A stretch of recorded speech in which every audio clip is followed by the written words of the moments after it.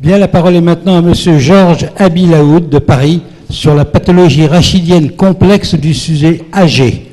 Monsieur, vous avez la parole. Merci. Je vous remercie de votre invitation pour parler de ce sujet qui nous intéresse tous et qui pourra être dans l'avenir de plus en plus fréquent vu que la population elle a une moyenne de survie qui augmente. Donc je viens de Paris, de l'hôpital Sainte-Anne où on pratique la chirurgie de rachis. On va commencer à faire un petit exposé sur l'anatomie et autres pour qu'on se cale un petit peu là-dedans. Donc les courbures normales au niveau du rachis, on les connaît bien. C'est la lordose cervicale, la syphose dorsale, la lordose lombosacrée. Dans le plan frontal, on tolère très peu de courbures, 10 degrés au maximum, sans qu'on ne parle de scoliose. Et dans le plan axial, peu de rotation. En regardant ce dessin-là, on voit que la lordose lombaire qui va nous intéresser essentiellement lors de cet exposé va être faite en grande partie par les disques lombaires. Les 3 derniers disques lombaires, c'est des disques qui sont ouverts devant, légèrement fermés derrière, et au fur et à mesure qu'on va de L3, L4 jusqu'en L5, S1, c'est des disques qui vont être de 10 degrés, 12 degrés, 15 degrés. Donc ça va faire à peu près 37 degrés globalement entre L3 et S1, juste par les disques. On va voir l'impact qu'on va avoir en perdant la hauteur discale avec la dégénérescence qui va s'installer. Donc on voit aussi donc que cette lordose lombaire est composée de 2 segments avec un arc supérieur qui reste constant et c'est l'arc inférieur qui nous intéresse, qui représente la pente sacrée et là où il y a à peu près 2/3 de la lordose lombaire. C'est important pour les chirurgiens aussi parce qu'il faut qu'ils sachent où est-ce que il faut remettre de la lordose. Il faut la remettre dans la partie basse du rachis lombaire. Il ne faut pas la mettre à la jonction thoracolombaire par exemple. Cette balance spinopelvienne est très importante. C'est un joujou français. Hein. C'est les Français qui ont inventé tous ces concepts, qui ont secondairement été pris par les Américains et puis, comme on le sait bien, très bien présentés par les Américains, mais c'était essentiellement les équipes françaises du Bousset au début et puis après tous ces élèves qui ont repris ces concepts-là. On sait bien que le pelvis, c'est un élément très important. C'est une vertèbre à part entière que Dubousset dénommé comme ça. Le pelvis est très important et l'être humain, il est fait de telle sorte pour avoir la tête au-dessus du pelvis. Quand cette tête dévie vers l'avant, c'est qu'il y a un problème et tous les mécanismes d'adaptation vont s'installer. Je vais parler rapidement de certaines mesures. Je passerai rapidement parce que c'est peut-être pas la chose la plus intéressante. Chacun de nous est défini à l'âge de 10 ans par une incidence pelvienne. Elle peut être faible, elle peut être forte, avec un écart type qui va de 35 degrés à 85 degrés. Une normalité qui est impressionnante, de 35 à 85 degrés.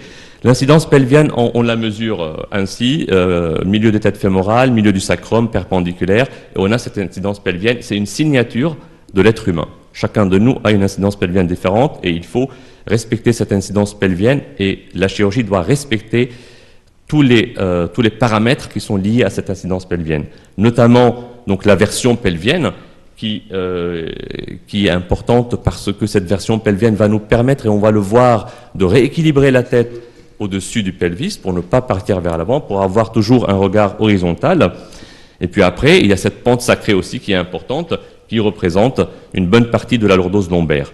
Et comme on le voit bien, il y a une Duval-Beaupère, donc qui a fait ce travail intéressant dans les années 70, bien avant tout le monde. Elle avait fait des calculs, elle avait trouvé que l'incidence pelvienne, elle était égale à la pente sacrée plus la version pelvienne. C'est très important parce que cette incidence pelvienne étant constante, on va voir que en fonction de la perte de lordose, comment cette version pelvienne va augmenter pour compenser la perte de lordose et pour garder cette incidence pelvienne qui est constante. Donc, pour avoir une position érigée, l'être humain a dû développer son extension des hanches et l'augmentation au niveau de la lordose lombaire. Et on est passé de ce stade-là à peu près à un stade beaucoup plus érigé. Et c'est essentiellement la lordose lombaire et l'extension des hanches qui en est responsable. On va avoir des problèmes quand cette lordose lombaire, elle va être affectée par la dégénérescence et par l'âge. C'est là où l'être humain va être moins bon. Donc l'incidence pelvienne, elle se stabilise à l'âge de 10 ans, une normalité assez importante entre 35 degrés et 85 degrés. Et l'incidence pelvienne, comme je viens de le dire, c'est le seul paramètre qui oriente vers l'état antérieur du rachis. Donc quand on a 70 ans et qu'on a des problèmes de rachis, l'incidence pelvienne va permettre de nous classer dans l'un des différents types de dos qu'on a et qu'on va voir tout à l'heure. L'incidence pelvienne, je le répète, elle est très importante. Elle caractérise la fondation sur laquelle la colonne vertébrale repose. Plus cette incidence pelvienne est élevée, plus l'équilibre est important. Imaginez une tour Eiffel qui est sur une petite base, elle va avoir plus tendance à tomber, alors que plus la base est large, moins les problèmes seront importants. Au niveau des têtes fémorales, ces têtes fémorales, elles vont nous intéresser parce que c'est au niveau de cette tête que le bassin il va pouvoir faire une antéversion ou une rétroversion. Et il y a certains muscles qui favorisent l'antéversion, dont notamment les muscles antérieurs, le droit antérieur du quadriceps, le psoas et le carré des lombes, et des muscles qui vont être intéressants pour la rétroversion pelvienne, qui est importante pour nous, à savoir les muscles abdominaux, le grand droit, le grand oblique, le petit oblique, le grand fessier qui est le muscle, un des muscles les plus gros chez l'homme, et les ischio-jambiers. Et donc ce qui est intéressant, c'est ce mouvement-là qui nous intéresse et qui va nous permettre, en perdant de la lourdose lombaire, de garder la tête au-dessus du bassin. C'est la rétroversion pelvienne. Donc encore une fois, on remonte le pubis vers le haut. Pour une même colonne vertébrale, on peut voir que la personne du côté droit qui a une incidence pelvienne qui est plus faible que la personne du côté gauche, la personne à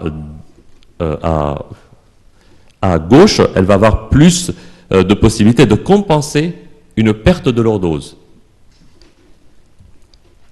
Donc on passe, c'est aussi Rossoli, un grand chirurgien orthopédique, qui a pu voir sur des cohortes d'êtres humains qui étaient normaux, qu'il y avait plusieurs types de rachis. Et chacun de nous, il est fait de telle sorte à avoir le type 1, le type 2, le type 3, le type 4. Le type 3 étant le plus qui se rapproche d'une conformation qui est à peu près normale. Mais vous voyez tous que l'incidence pelvienne, elle peut être très basse, normale, très haute et normale aussi. Et la lordose lombaire, elle varie en fonction de l'incidence pelvienne. Plus l'incidence pelvienne est élevée, plus la lordose lombaire l'est aussi. Ces différents types de dos nous exposent à des dégénérescences différentes. Le dos de type 1, par exemple, il va entraîner des discopathies thoracolombaires, elle va entraîner des listhésis plutôt thoracolombaires et un spondylolisthésis par hyperextension. Le type 2, donc, c'est un dos plat où la lordose lombaire est très faible. Il va exposer à des discopathies précoces avec des hernies discales. Donc les gens qui font des hernies discales à 20, 25 ou peut-être 28 ans, c'est des gens préférentiellement qui ont un rachis avec un dos qui est plutôt plat, avec une hyperpression qui se transmet au niveau du disque et qui l'use plus rapidement. On passe au type 4 où il y a une hyperlordose lombaire et là on voit qu'on a un risque augmenté de sténose lombaire, de rétrécissement canalaire et de spondylolisthésis. Donc Delmas aussi avait décrit auparavant ces différents types fonctionnels de rachis où on peut voir le rachis statique où il y a très peu de courbures avec un rachis hyperdynamique où les courbures sont importantes et les mouvements sont importants. Ce qui est aussi donc important quand on étudie le profil rachidien d'un être humain, c'est l'aplomb, donc la ligne de plomb qu'on descend des conduits auditifs externes plutôt que du milieu de C7, donc des conduits auditifs externes, on laisse tomber une ligne de plomb et cette ligne de plomb doit rester au niveau des têtes fémorales ou en arrière. Toute ligne de plomb qui tombe en avant des têtes fémorales signe un déséquilibre dans le plan sagittal. Pourquoi on a découvert que l'équilibre sagittal est important ? Parce qu'un équilibre idéal, qu'on appelle aussi économique, il permet la position érigée avec le moins de dépenses énergétiques. Nous, chirurgiens, on sait que l'ignorance du plan sagittal a créé ou exacerbé une série de problèmes cliniques difficiles et de complications, à savoir la dégénérescence discale jonctionnelle, l'arrachement de matériel, surtout à la partie haute du montage. On sait bien qu'il y a beaucoup de patients qui sont opérés auxquels on donne un dos plat. Par ignorance, on fait une fixation, une arthrodèse lombaire avec 0 degré. Ça, on est sûr d'exposer nos malades à des problèmes ultérieurs. Donc, il faut connaître l'équilibre sagittal avant d'aller opérer un rachis. On sait bien que le déséquilibre sagittal aussi affecte toutes les articulations des membres inférieurs, les sacro-iliaques, les hanches, les genoux et même les chevilles. Donc, il y a plusieurs profils rachidiens. On va commencer par l'équilibre économique. L'équilibre compensé, on voit que cette ligne, elle tombe au niveau des têtes fémorales, et puis le déséquilibre antérieur, où la tête, elle passe devant le bassin, et avec toute la problématique que ça peut poser. En équilibre idéal ou économique, cet équilibre autorise la station érigée avec le minimum de dépenses d'énergie, comme le soulignait bien Dubousset. Plus on est au centre du cône, moins on a de problèmes de douleur. Plus on s'éloigne du centre du cône, plus les dépenses énergétiques sont importantes et plus on est exposé à avoir des problèmes. Donc, je passe. Donc, un équilibre compensé, c'est un équilibre où on a la tête au-dessus du bassin, mais c'est à cause de la rétroversion pelvienne qui nous remet en arrière. Une fois que cette rétroversion pelvienne elle est maximale, on a une hyperextension au niveau des hanches, on commence à avoir un flessum des genoux, et c'est pour ça qu'on peut se recaler en arrière avec une tête qui reste au-dessus du bassin. C'est un équilibre compensé qui est douloureux. On passe. Donc un déséquilibre antérieur, c'est cette tête qui est devant le bassin, et la force nécessaire pour maintenir la position érigée, elle augmente. On voit ici. Ça, c'est un déséquilibre antérieur. C'est un patient qui a été déjà opéré. On voit que la tête passe vraiment devant le bassin, avec tous les moyens. Et le déséquilibre sagittal qu'on appelle global, c'est quand l'être humain n'arrive plus à regarder droit devant lui. Il regarde le sol, malgré toutes les compensations. Au niveau de l'équilibre coronal, puisque avec l'âge aussi, ces discopathies peuvent entraîner des scolioses lombaires, ce qu'on appelle la scoliose lombaire dégénérative. On sait bien qu'une ligne qui descend du milieu de C7 doit être à plus ou moins 1 cm du milieu du sacrum, du milieu de la première vertèbre sacrée S1. Et donc, avec l'âge, on va avoir les discopathies dégénératives, on peut avoir des tilts au niveau de L4, L5, des formations rotatoires en L3, L4, et c'est toute la scoliose lombaire dégénérative qui va s'installer, avec aussi un déséquilibre antérieur, d'où la complexité de la prise en charge. Donc une décompensation coronale, par exemple, on voit que chez cette patiente-là, il y a plus de 2 cm entre la ligne centrale du sacrum et le milieu de C7. Alors qu'est-ce qui se passe avec le vieillissement? On vient de le voir, la posture change avec l'âge. On perd en lordose lombaire, on prend en syphose dorsale, on essaie de compenser par une hyperlordose cervicale qui peut être douloureuse, et tout ça pour avoir la tête au-dessus du bassin. Donc comme on voit qu'il y a 37 degrés à peu près de lordose lombaire via les disques, en les perdant, on va partir vers l'avant. Et donc c'est là où on va avoir des changements adaptatifs dont le but est de ramener le centre de gravité du corps à une position proche des têtes fémorales, l'extension des hanches, la flexion des genoux et la rétroversion pelvienne. Le vieillissement, il nous expose donc à cette perte de lordose lombaire avec un centre de gravité qui passe devant les têtes fémorales. Au milieu, on voit que la compensation reste efficace par rétroversion pelvienne, et on voit qu'à la fin, malgré la rétroversion pelvienne, le flessum des genoux, le déséquilibre, il est flagrant. Comment on peut participer à diminuer ces problèmes? Nous, les chirurgiens, c'est quand on opère, c'est de ne pas être trop délabrant, de ne pas faire, quand on fait des arthrodèses avec un dos plat. Donc ce dos plat nous intéresse, c'est la définition même, donc c'est la perte de la lordose lombaire physiologique, avec un déséquilibre sagittal. On peut aussi avoir un petit déséquilibre coronal avec une scoliose lombaire dégénérative. Ça entraîne des douleurs lombaires importantes et des douleurs cervicales par hyperlordose. On voit donc là ce dos plat qu'on voit ici. Donc l'évaluation, elle va être clinique au début, radiologique, et surtout l'évaluation du patient dans sa globalité. On traite un être humain. La première chose, c'est de ne pas entraîner des complications. Donc en clinique, on va examiner nos malades, on va voir comment ils se comportent. En évaluation radiologique, on a actuellement donc cette machine LEOS, machine fantastique, qui a été travaillée à l'ENSAM et par notre prix Nobel Georges Charpak en 92, qui permet d'avoir une étude du rachis dans sa globalité, de la tête jusqu'aux pieds, de face et de profil, de façon simultanée, avec très peu de doses. Et cette machine va nous permettre d'étudier l'équilibre sagittal, l'équilibre coronal, poser le bon diagnostic. On voit bien. Donc, on fait aussi des radios en bending latéral, on fait des IRM pour voir en plus s'il y a des sténoses qui entraînent un canal lombaire étroit. Et puis, une fois qu'on a posé le diagnostic, on va se poser la question la plus importante. Est-ce que ce patient-là, est-ce que cet être humain-là va supporter une chirurgie qui est lourde? Avec, on va le voir, 40% de risque de complications. C'est une chirurgie lourde qui y entraîne un très bon résultat quand ça marche. Les gens, à 1 an, chez qui ça marche, ils sont prêts à refaire le même parcours douloureux avec les complications qu'ils ont subies parce que ça donne un bon résultat. Est-ce que notre patient est ostéoporotique? Est-ce qu'on peut le traiter autrement que par chirurgie? Est-ce qu'un corset à vie peut être bon? On sait donc, comme je l'ai dit, dans les 5 années après la chirurgie, d'après des études du GES et de la SRS, on a 40% de complications, et dont 30% de complications qui peuvent être lourdes. Il y a certains décès, mais c'est des complications qui peuvent exposer nos patients à rester en réanimation pendant des mois, et même hospitalisés pendant des mois. Et donc là, on voit ce cas qu'on a présenté tout à l'heure, avec un déséquilibre antérieur et une scoliose. Un montage comme celui-là peut être intéressant, ça donne un bon résultat, et il faut surtout éviter de repartir vers l'avant. Messieurs, je vous remercie de votre attention.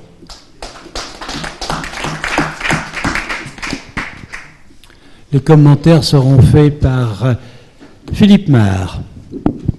Alors, Philippe Bancel, qui avait été pressenti pour faire le commentaire, qui est un autre élève de Jean Dubousset, n'a pas pu venir au dernier moment et m'a envoyé un petit texte développant sa pensée. Il fait partie, il coordonne le groupe d'études de la scoliose dont il a été référence à l'instant, qui a publié en 2012 une étude rétrospective de 180 patients opérés suivis pendant 5 ans. Et il s'agissait de 88% de femmes, et avec un âge moyen de 63 ans. Et il donne les mêmes chiffres de complications qui viennent d'être donnés, c'est-à-dire 44% de complications, donc 32% de complications graves, ce qui suppose chez les personnes âgées de faire une étude très précise de la balance bénéfice-risque. Et ma question est la suivante. Vous êtes obligé de répondre à cette étude de la balance bénéfice-risque en fonction de chaque personne, naturellement, vous y avez insisté. Mais est-ce que vous avez des critères un peu plus précis pour choisir d'intervenir ou de ne pas intervenir chez vos patients?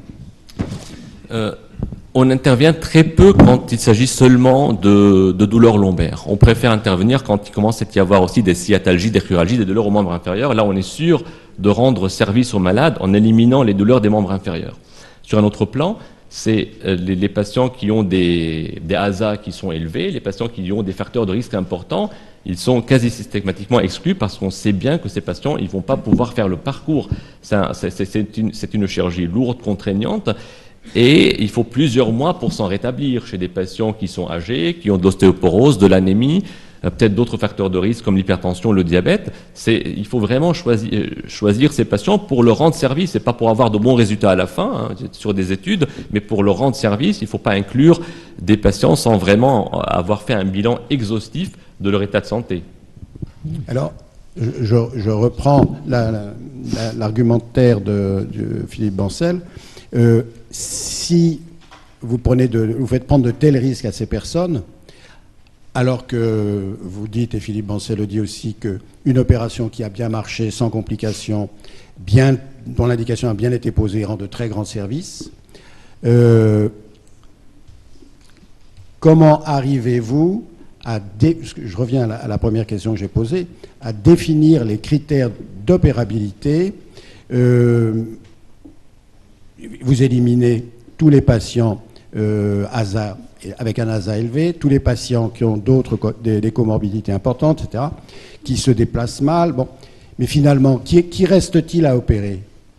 Mais reste à opérer les patients qui n'ont pas de gros antécédents et dont les examens préopératoires IRM et radio laissent présager d'un bon résultat après. Ça veut dire on va pouvoir faire certaines ostéotomies, certains rééquilibrages du canal de manière à leur rendre service. Mais initialement, tous sont inclus dans le protocole. Ils rendent tout le monde peut avoir sa place. Il faut qu'il démontre à la fin de ce programme qu'il va pouvoir, après, être prêt pour la chirurgie.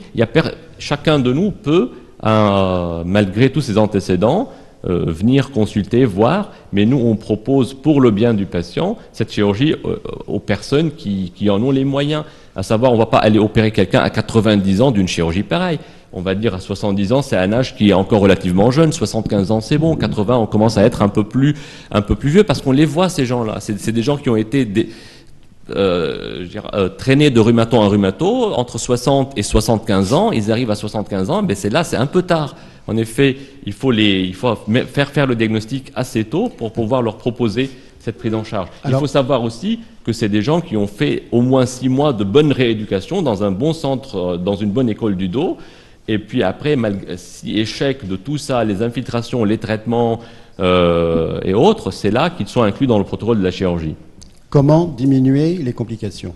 Puisque vous choisissez de mieux en mieux les indications, vous continuez à avoir des complications importantes. Comment pensez-vous diminuer le chiffre des complications? On diminue actuellement les complications parce qu'en effet, le matériel, il s'améliore. On a avec nous certains éléments qui peuvent nous aider. C'est surtout avec plus d'expérience, avec des équipes qui sont multidisciplinaires, et les Américains, ils l'ont prouvé. Quand un neurochirurgien opère avec un orthopédiste en face, le même patient, le temps opératoire, il est sensiblement diminué et le risque de complications, il est sensiblement diminué. Donc, former les équipes et bien choisir le patient. Bien, y a-t-il parmi vous un chirurgien orthopédiste ou un neurochirurgien, voire un autre, qui souhaite poser une question?